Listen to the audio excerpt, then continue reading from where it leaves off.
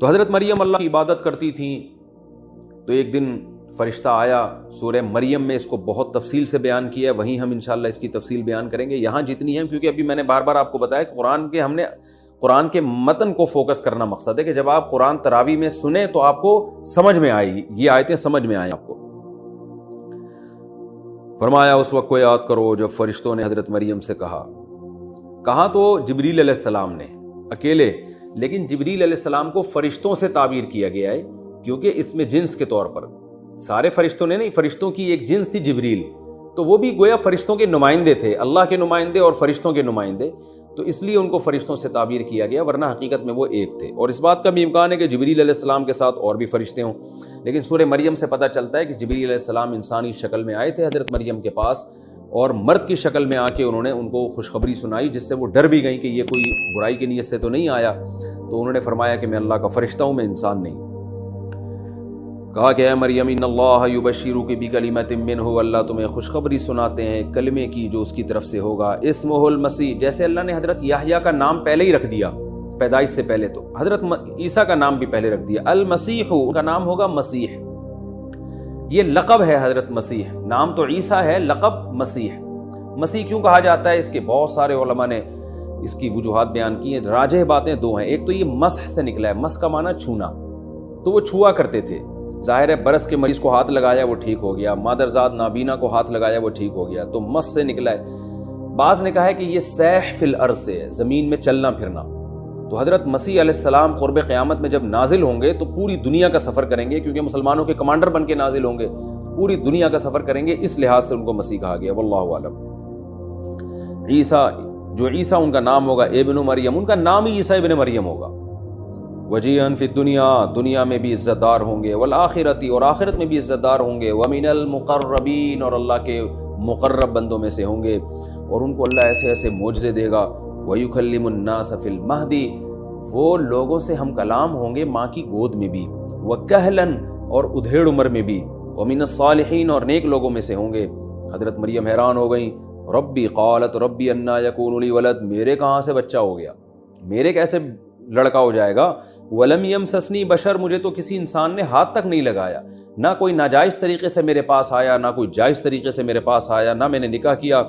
تو فرشتے نے کہا کذالک اللہ یخلق ما یشاء, اسی طرح اللہ جو چاہتا ہے پیدا کر دیتا ہے. اذا قضى امرا, جب وہ کسی کام کا فیصلہ کر دے, فانما یقول له کن, تو صرف اتنی بات کہتا ہے کہ ہو جا, فیکون, وہ بات ہو جاتی ہے. وَيُعَلِّمُهُ الْكِتَابَ وَالْحِكْمَةَ, اور اے مریم اللہ تیرے اس بچے کو کتاب کا علم بھی دے گا اور حکمت کا علم بھی, اور تورات اور انجیل کا علم بھی. حکمت سے مراد تو احادیث ہیں جو حضرت مریم علیہ السلام, حضرت عیسیٰ علیہ السلام کے اقوال ہیں. حضرت عیسیٰ علیہ السلام, جیسے ہمارے نبی صلی اللہ علیہ وسلم کی احادیث ہیں, وہ حکمت کی باتیں ہیں, تو حضرت عیسیٰ کے جو ویسے جو باتیں ان کے ارشادات ہیں وہ بھی اللہ ان کو سکھائے گا جو حکمت کی باتیں ہوں گی. تورات اس لیے کہ حضرت موسیٰ علیہ السلام کی شریعت ہی پر حضرت عیسیٰ عمل کریں گے. حضرت عیسیٰ کوئی نئی شریعت لے کر نہیں آئے, اس میں تھوڑی سی چینجنگ کی ہے, باقی وہی شریعت تھی تورات جو حضرت موسیٰ علیہ السلام پر نازل ہوئی, اور انجیل بھی ان کو سکھائیں گے جو حضرت عیسیٰ پہ نازل ہوں گی. اور کتاب سے کیا مراد ہے, اس میں دو باتیں کی گئی ہیں. ایک تو الکتاب سے مراد آسمانی کتابیں جتنی بھی ہیں ان کو الکتاب میں سمو دیا گیا, وہ تمام آسمانی کتابیں جو پہلے گزری ہیں. لیکن راجح قول یہ اس میں یہ ہے کہ اس سے مراد قرآن مجید ہے. وجہ اس کی یہ ہے کہ پچھلی کتابوں کو میں جو اللہ نے سکھایا وہ تو تورات ہے نا, تو تورات میں تو زبور کا علم, تورات میں تو یہ جو ہے وہ ساری چیزیں آ گئیں, اور جو اصل شریعت تھی وہ آ گئی. اب الکتاب سے کیا مراد ہے, تو الف لام جو ہے نا مخصوص کتاب کی طرف اشارہ کرتا ہے, ال کا لفظ, تو اس سے مراد ہے مخصوص کتاب. یہ کسی اور پیغمبر کے بارے میں اللہ نے نہیں فرمایا کہ اللہ ان کو الکتاب کا علم بھی دیں گے. تو حضرت عیسیٰ علیہ السلام کے بارے میں صحیح احادیث سے اور قرآن سے اور اجماع صحابہ اور اجماع امت سے پتہ چلتا ہے کہ حضرت عیسیٰ علیہ السلام قرب قیامت میں نازل ہوں گے اور قرآن کے مطابق فیصلے کریں گے. اس لیے راجح قول اس بارے میں یہی ہے, اس سے مراد القرآن ہے, کیونکہ حضرت عیسیٰ کو اللہ نے قرب قیامت کے لیے منتخب کیا تو اس امت کی قیادت کریں گے, تو اس کے لیے ضروری تھا کہ ان کے پاس قرآن مجید کا علم ہو, کیونکہ وہ جب آئیں گے تو اسلام والی شریعت پر عمل کریں گے, اپنی شریعت لے کے نہیں آئیں گے. تو اس کے لیے ضروری تھا کہ ان کو قرآن کا علم دیا جاتا ان تمام لوازمات کے ساتھ. تو اس لیے اللہ نے فرمایا کہ ہم نے ان کو پہلے سے, یعنی یہ بچے کا ایک معجزہ ہے کہ اللہ اس کو کتاب کا علم بھی دے گا, اور حکمت کا علم بھی، تورات اور انجیل کا علم بھی. اور یہ بھی یہ ایک معجزے کی بات ہے کہ یہ جو اللہ نے فرمایا کہ وَيُعَلِّمُ النَّاسَ کیا ہے وَيُكَلِّمُ النَّاسَ فِي الْمَهْدِ وَكَهْلًا، کہ یہ بچہ ماں کی گود میں بھی لوگوں سے ہم کلام ہوگا اور ادھیڑ عمر میں بھی. حضرت عیسیٰ علیہ السلام جوانی میں ہی آسمانوں پہ چلے گئے تھے. تو یہ جو ادھیڑ عمر کلام ہے نا، یہ نارملی کوئی معجزہ نہیں ہے. دیکھیں اللہ تعالیٰ تو یہاں حضرت عیسیٰ علیہ السلام کے معجزے ذکر کر رہے ہیں نا. حضرت مریم کو بتایا جا رہا ہے کہ تیرا یہ بچہ ماں کی گود میں بھی کلام کرے گا، اور جب بڑا ہو جائے گا ادھیڑ عمر میں پہنچ جائے گا اس وقت بھی کلام کرے گا. تو بھائی بچہ جب ماں کی گود میں ہو پھر کلام کرنا تو عجیب بات ہے، جب ادھیڑ عمر میں پہنچ جائے پھر کلام کرنا کون سی عجیب بات ہے، یہ تو سارے ہی کرتے ہیں. تو آج قرآن کی صداقت پتہ چلتا ہے کہ یعنی اس میں اشارہ دے دیا کہ عام طور پر کوئی شخص ادھیڑ عمر میں کلام کرے تو معجزہ نہیں ہے، لیکن عیسیٰ کا اس عمر میں کلام کرنا اس لیے معجزہ ہے کہ عیسیٰ کو اس عمر سے پہلے ہی اٹھا لیا جائے گا آسمانوں پہ، اور یہ قرب قیامت میں نازل ہو کر جب اس عمر میں کلام کرے گا تو یہ معجزہ ہوگا کہ ہزاروں سال کے بعد اللہ نے ان کو دنیا میں بھیجا اور وہ اس عمر میں پہنچنے کے بعد لوگوں سے کلام کریں. تو یہ بھی حضرت عیسیٰ علیہ السلام کی زندگی اور حیات کی طرف اشارہ ہے. قرآن میں حضرت عیسیٰ کی حیات پر صراحتاً بھی ہے، وہ دوسری جگہ پر اللہ نے فرمایا وما قتلوہ، عیسائیوں نے حضرت عیسیٰ کو نہ قتل کیا، یعنی عیسائیوں نے نہیں یہودیوں نے، وما صلبوہ، اور نہ ان کو سولی پر لٹکایا، بل رفعہ اللہ الیہ، بلکہ اللہ نے ان کو اپنی طرف اٹھا لیا. اور حدیث میں بھی آتا ہے کہ حضرت عیسیٰ علیہ السلام زندہ ہیں، قرب قیامت میں نازل ہوں گے. تو قرآن اور حدیث میں یہ مسئلہ دوسرے مقام پہ بہت صراحت سے بیان کر دیا، لیکن یہاں بھی اشارے ہیں کہ اے مریم تیرا یہ بچہ بچپن میں بھی ماں کی گود میں ہم کلام ہوگا اور ادھیڑ عمر میں پہنچنے کے بعد بھی ہم کلام ہوگا.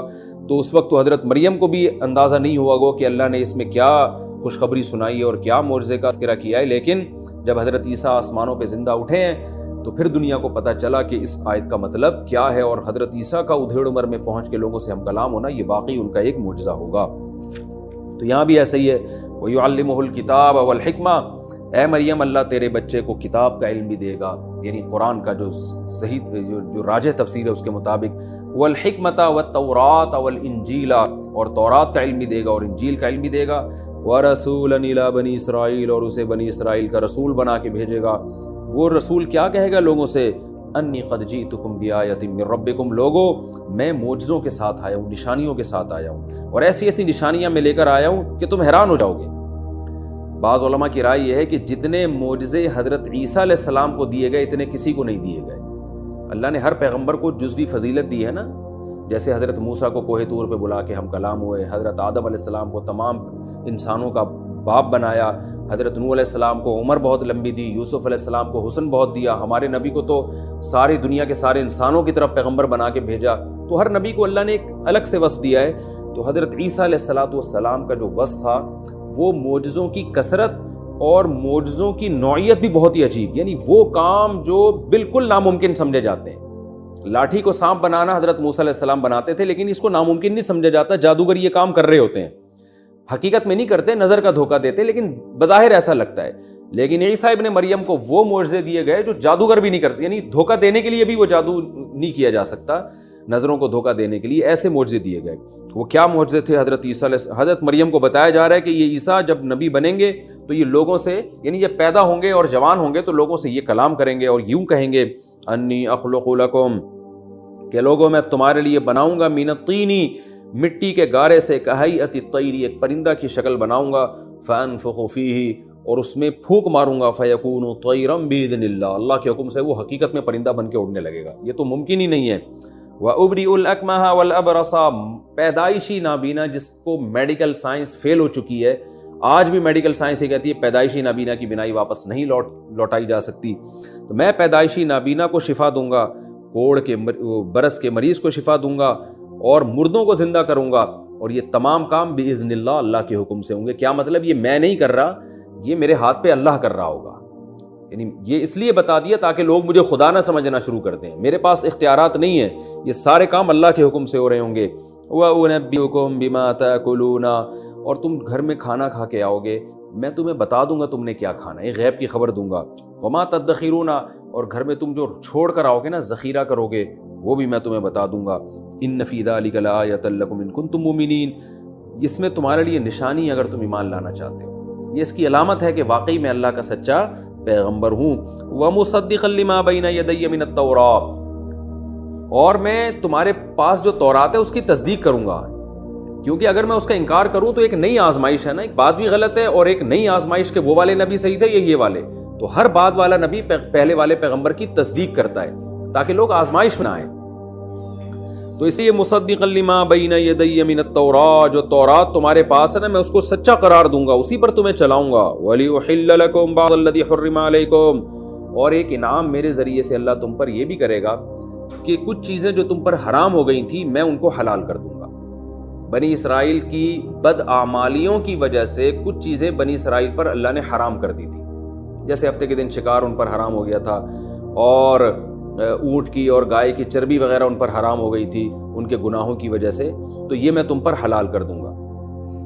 وجیتکم بآیۃ من ربکم، اور میں تمہارے پاس اپنے رب کی نشانیاں لے کر آیا ہوں۔ فاتقوا اللہ، لہذا اب اللہ سے ڈرو، واطیعون، اور میری اطاعت کرو۔ ابھی بھی میری اطاعت نہیں کی تو اس کا مطلب میری نافرمانی نہیں بلکہ یہ اللہ کی نافرمانی ہوگی۔ یہاں جو اللہ نے فرمایا نا کہ میں حلال کر دوں گا، تو یاد رکھے حلال و حرام کرنا یہ اللہ کا کام ہے، یہ پیغمبر کو اختیار نہیں ہے۔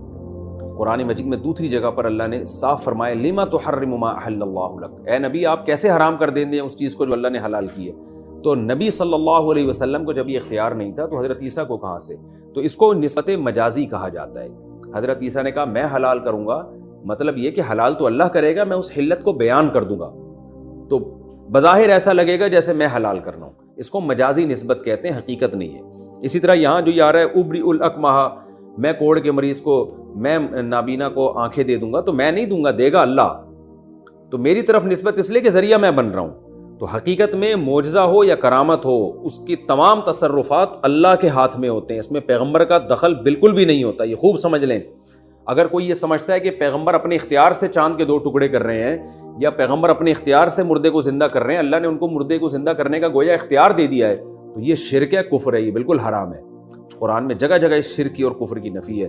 تو ہمارے نبی نے جو چاند کے 2 ٹکڑے کیے تو صرف اشارہ کیا ہے، ٹکڑے اللہ نے کیے ہیں۔ حضرت عیسیٰ جو مردے کو کہتے تھے اللہ کے حکم سے کھڑا ہو جا، تو صرف کہتے تھے، زندگی اس میں اللہ ڈالتا تھا۔ حضرت عیسیٰ جو مٹی کا پتلا بنا کے اس میں پھونک مارتے تھے تو اس میں حیات اللہ ڈالتا تھا، حضرت عیسیٰ نہیں ڈالتے تھے۔ تو یہ اس نسبت کو مجازی نسبت۔ اسی طرح حضرت عیسیٰ نے کچھ چیزوں حرام جو تھی حلال کر دیا، تو حضرت عیسیٰ نے نہیں کیا، اللہ نے حلال کیا ہے جس کو حضرت عیسیٰ نے بیان کیا ہے، تو مجازاً ان کی طرف نسبت کر دی گئی ہے۔ مجازی نسبت ایسے ہوتی ہے جیسے ہم کہتے ہیں یار میں 3 پلیٹیں کھا گیا بریانی کی، تو پلیٹیں تھوڑی کھائی ہوتی ہیں آپ نے تو بریانی کھائی ہوتی ہے جو پلیٹوں کے اندر ہوتی ہے، لیکن وہ بریانی کو حذف کر دیا۔ گاڑی پنچر ہو گئی ہے، حالانکہ گاڑی نہیں، گاڑی کا ٹائر پنچر ہوا ہوتا ہے۔